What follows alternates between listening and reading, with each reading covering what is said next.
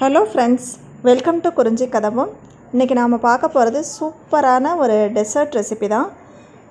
Fried milk அப்படிங்கிறது இது ஸ்பானிஷோட ஒரு சிக்னேச்சர் டிஷ்ஷுன்னு கூட சொல்லலாம். அந்தளவுக்கு ஒரு ஃபேமஸான ஒரு ரெசிபி. கண்டிப்பாக எல்லாருமே இதை ட்ரை பண்ணி பார்க்கலாம். அவ்வளோ டேஸ்ட்டாக இருக்கும். இதுக்கு தேவையான பொருட்கள்னு பார்த்திங்கன்னா, அரை கப் கார்ன்ஃப்ளவர் அப்படின்னா அரை கப் சர்க்கரை, 2 கப் அளவு பால்.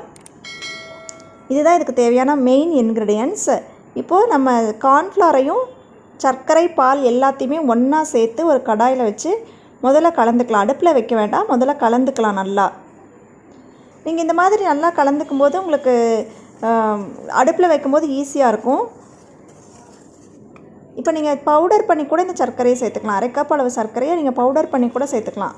ரொம்ப சுகர் பிடிக்காது வேண்டாம் அப்படின்னா கொஞ்சம் மைல்டாக இருக்கணும்னா 1/3 கப் அளவு கூட சேர்த்துக்கோங்க. அரை கப் வேண்டாம். ஆனால் அரை கப்புக்கு மேலே சேர்க்க வேண்டாம், ஏன்னா ரொம்ப தித்திப்பாக இருக்கும் அரை கப்புக்கு மேலே சேர்த்திங்கன்னா. அதனால் அரை கப் கார்ன்ஃப்ளவர்னால் மேக்ஸிமம் அரை கப் அளவு சர்க்கரை, 2 கப் பால், நல்லா திக்கான பால் சேர்த்துக்கோங்க. நல்லா இப்போ கலந்து விட்டுட்டு இப்போ அடுப்பில் வச்சுட்டு நம்ம கைவிடாமல் கலக்கணும். ஏன்னா உங்களுக்கு அடுப்பில் வச்சிட்டிங்கன்னா கார்ன்ஃப்ளவர் போட்டிருக்கனால டக்குன்னு அடிப்பிடிச்சிரும். அதனால் நல்லா சிம்மில் வச்சுட்டு கலக்கிட்டே இருக்கும்போது ஒரு புட்டிங் மாதிரி ஒரு திக் கன்சிஸ்டன்சி கிடைக்கும். நம்ம புட்டிங்லாம் இந்த மாதிரி தான் பண்ணுவோம். இப்போ யாராவது கெஸ்ட்டு வராங்க அப்படின்னா நம்ம இந்த மாதிரி ஒரு ஸ்வீட் செஞ்சு கொடுக்கலாம். ரொம்ப வித்தியாசமாக இருக்கும், எல்லாருமே ரசித்து சாப்பிடுவாங்க.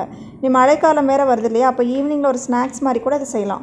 ஸோ இந்த மாதிரி நல்லா கிளறிட்டே இருங்க. நல்லா ஒரு திக்கான கன்சிஸ்டன்சி வந்ததுக்கப்புறமா நம்ம ஸ்டவ் ஆஃப் பண்ணிடணும். நம்ம பார்க்கும்போதே தெரியும். உங்களுக்கு கட்டி தட்டுதுன்னா விஸ்க் வச்சு கூட நீங்கள் கலந்துக்கலாம். இப்போ நான் இன்றைக்கி ஒரு டீஸ்பூன் அளவு எசன்ஸ் சேர்த்துருக்கேன், வெனிலா எசன்ஸ். நீங்கள் ஏலக்காய் தூள் கூட சேர்த்துக்கலாம், எது வேணாலும் நல்லாயிருக்கும்.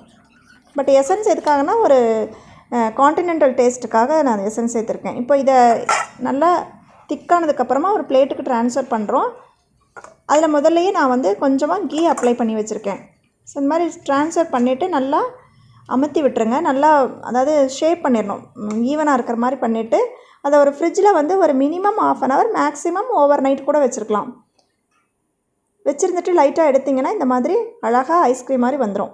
இப்போ நம்ம என்ன ஷேப் வேணுமோ அந்த ஷேப்புக்கு கட் பண்ணிக்கோங்க. நான் இன்றைக்கி ஒரு ரெக்டாங்கிள் ஷேப்பில் கட் பண்ண போகிறேன். எப்படி கட் பண்ணாலும் அதெல்லாம் ஈவனாக இருக்கிற மாதிரி பார்த்துக்கோங்க. இதை நம்ம ஃப்ரை பண்ண போகிறோம். அப்போ ஈவனாக இருந்தால் தான் ஒரே மாதிரி ஃப்ரை ஆகும். ஸோ இந்த மாதிரி கட் பண்ணியாச்சு, அழகாக வந்தாச்சு. மிச்சம் இருக்கிறதையும் அதோட இருக்கிற ஷேப்லேயே கட் பண்ணி வச்சுருக்கேன். ஸோ இப்போ என்ன பண்ண போகிறோன்னா, இதை நம்ம பிரெட் கிரம்ஸில் கோட் பண்ணி போடணும். ஆனால் அதுக்கு முன்னாடி என்ன பண்ணுறோன்னா, கொஞ்சமாக ஒரு 2 டேபிள் ஸ்பூன் அளவு கோதுமை மாவு எடுத்துகிட்டு அதில் கொஞ்சம் தண்ணி ஊற்றி திக்காக மிக்ஸ் பண்ணிக்கணும். ரொம்ப தண்ணியாட்டம் மிக்ஸ் பண்ணாதீங்க.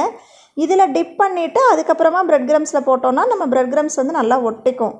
இதுக்கு பதிலாக நீங்கள் முட்டை கூட சேர்ப்பாங்க. நான் இன்றைக்கி எக்லெஸ் வெர்ஷனுங்கிறதுனால முட்டைக்கு பதிலாக நான் கோதுமை மாவும் தண்ணியும் எடுத்துருக்கேன். நீங்கள் பால் வேணால் கூட பாலும் சேர்த்துக்கலாம். நான் இன்றைக்கி கொஞ்சம் பால் கொஞ்சம் தண்ணி சேர்த்து கரைச்சிருக்கேன். இப்போ இதை எடுத்து நீங்கள் அந்த கோதுமை மாவு மிக்ஸில் போட்டு நல்லா பெரட்டி எடுத்துகிட்டு அப்புறமா பிரெட் கிரம்ஸில் வச்சு நல்லா எல்லா இடத்துலையும் பிரெட் கிரம்ஸ் பண்ணுற மாதிரி வச்சுக்கணும். பிரெட் கிரம்ஸை மொத்தமாக போட்டுறாதீங்க.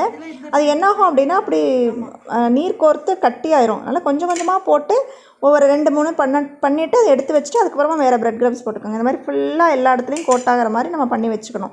இதை கூட நீங்கள் பண்ணிவிட்டு ஃப்ரீசரில் வச்சுக்கலாம். இப்போ எப்போ வேணுமோ அப்போ பொரிச்சிக்கலாம். இப்போ ஒரு பார்ட்டி நடக்குது இல்லை கெஸ்ட்டு வராங்கன்னா நீங்கள் முன்னாடி இந்த ஸ்டெப் வரைக்கும் பண்ணி நீங்கள் ஃப்ரீசரில் வச்சுட்டிங்கன்னா, ஒரு ஏர்டைட் பாக்ஸில் போட்டு ஃப்ரீசரில் வச்சிட்டிங்கன்னா ஒன்றுமே ஆகாது. ஒரு 2-3 டேஸ் கூட தாங்கும்.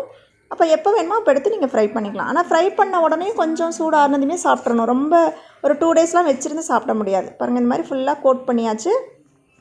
எல்லாத்தையும் கோட் பண்ணி வச்சுட்டு தான் நீங்கள் ஃப்ரை பண்ணணும். இதை கூட நீங்கள் கொஞ்சம் நேரம் ஃப்ரிட்ஜில் வச்சுட்டு கூட ஃப்ரை பண்ணலாம். அப்போ பிரெட் கிரம்ஸ் எல்லாமே உதிர்ந்து போகாது. ஸோ இப்போ ஆயில் நல்லா காஞ்சிருச்சு. இப்போ ஓவர்லோட் பண்ணாமல் அளவாக போட்டு மீடியம் ஃப்ளேம்லேயே வச்சு நல்லா பபிள்ஸ் எல்லாம் ஸ்டாப் ஆகிற வரைக்கும் நம்ம பொரிச்சு எடுக்க போகிறோம். இல்லைன்னா நீங்கள் ஒரு கோல்டன் கலரில் வரணும். பபிள்ஸ் ஸ்டாப் ஆகலைன்னா கூட ஒரு கோல்டன் கலரில் வர வரைக்கும் நீங்கள் பொரிச்சு எடுக்கணும்.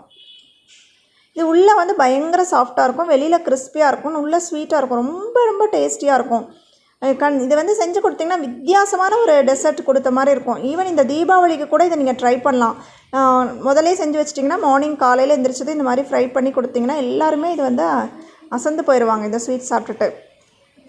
ஸோ கண்டிப்பாக எல்லாருமே ட்ரை பண்ணி பாருங்கள். ட்ரை பண்ணி பார்த்துட்டு எப்படி இருந்ததுன்னு உங்கள் ஃபீட்பேக்கை கமெண்ட்டில் சொல்லுங்கள். இந்த ரெசிபி நான் லாஸ்ட் டைம் ஜெயா டிவி ஷோக்கு போனப்போ கூட அடுப்பங்கரை கிச்சன் கோயிலில் பண்ணினேன்.